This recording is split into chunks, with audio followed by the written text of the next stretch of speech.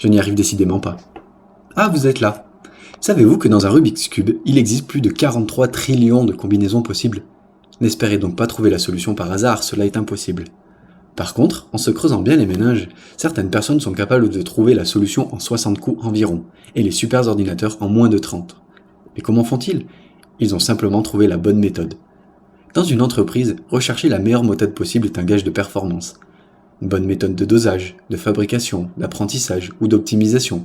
Et pour approcher cette méthode, il est nécessaire d'établir des plans d'expérience pour comprendre cette méthode.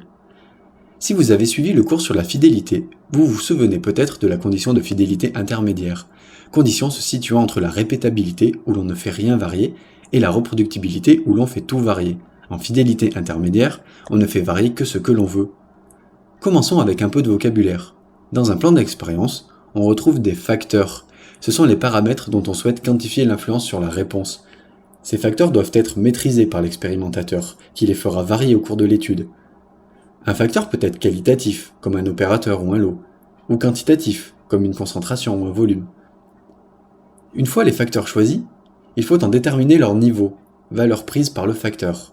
Si le facteur est quantitatif, sa valeur sera numérique. 10, 20 ou 30 ml sont 3 niveaux. Si le facteur est qualitatif, sa valeur pourra être absent-présent pour un réactif, ce qui correspond à 2 niveaux. Ou encore Pierre, Paul, Jacques sont 3 niveaux d'un facteur opérateur. Nos facteurs et leurs niveaux établis, nous pouvons concevoir un plan d'expérience. Voici donc les principaux plans. Avant de continuer, je ne parlerai pas dans cette vidéo des plans complets et fractionnés, utilisés pour l'évaluation de la robustesse d'une méthode. Ceux-ci feront l'objet d'une autre vidéo. Les plans d'expérience proposés ici sont davantage adaptés à l'étude de la fidélité intermédiaire. Commençons avec le plan en bloc complet, plan constitué de sous-ensembles homogènes d'unités expérimentales. C'est un plan dans lequel tous les essais sont réalisés comme ici. Dans cet exemple, nous souhaitons étudier l'influence de 4 fournisseurs de réactifs sur 4 sujets. Ce plan comprend alors 16 essais qu'il nous est possible de répliquer. Le plan carré latin est un plan faisant intervenir 3 facteurs à 3 niveaux ou plus, où chaque traitement n'apparaît qu'une fois par ligne et par colonne. Dans l'exemple qui suit, on souhaite étudier les facteurs opérateurs, sujets et méthodes, chacun à 4 niveaux. Vient ensuite le plan carré gréco-latin, plan faisant intervenir 4 facteurs à 4 niveaux ou plus, où chaque traitement n'apparaît là aussi qu'une fois par ligne et par colonne. Dans notre exemple, nous avons repris l'exemple précédent en y rajoutant le facteur jour. Les carrés latins et gréco-latins sont appelés des carrés magiques. Les plans en bloc incomplet équilibré.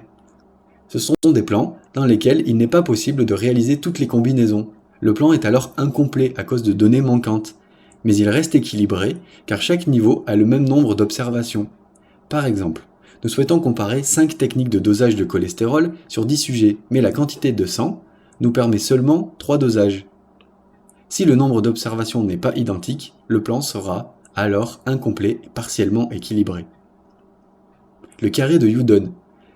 C'est un plan dérivé du carré latin, dans lequel une ou plusieurs lignes, ou colonnes, sont supprimées. En reprenant l'exemple du carré latin, il est possible de supprimer la dernière colonne. Le plan devient alors incomplet, mais il reste à vérifier si le plan est toujours équilibré. Les plans complètement emboîtés sont des plans expérimentaux dans lesquels chaque niveau d'un facteur apparaît dans un seul niveau d'un autre facteur. Ces plans sont généralement utilisés pour estimer les composantes de la variance totale, plutôt que pour évaluer les effets des facteurs et de leur interaction. Ils sont donc adaptés pour l'estimation des variances intermédiaires de fidélité. Dans notre exemple, nous avons un facteur laboratoire à 2 niveaux, qui enveloppe le facteur lot à 3 niveaux, qui enveloppe le facteur opérateur à 2 niveaux. Vient ensuite les plans irrégulièrement emboîtés. L'image parle d'elle-même. Voici un plan à 4 facteurs à 2 niveaux, irrégulièrement emboîtés. Enfin, nous avons les plans partiellement emboîtés. Plan qui mixe à la fois facteurs emboîtés et croisés. Voilà, je vous ai présenté différentes façons de concevoir votre plan d'expérience. Alors vous allez me dire qu'à ce stade, vous n'y voyez pas trop d'intérêt, mais c'est normal, car il vous manque l'outil qui vous permettra d'analyser ces données. C'est l'analyse de variance. Le plan d'expérience n'est donc qu'une première étape.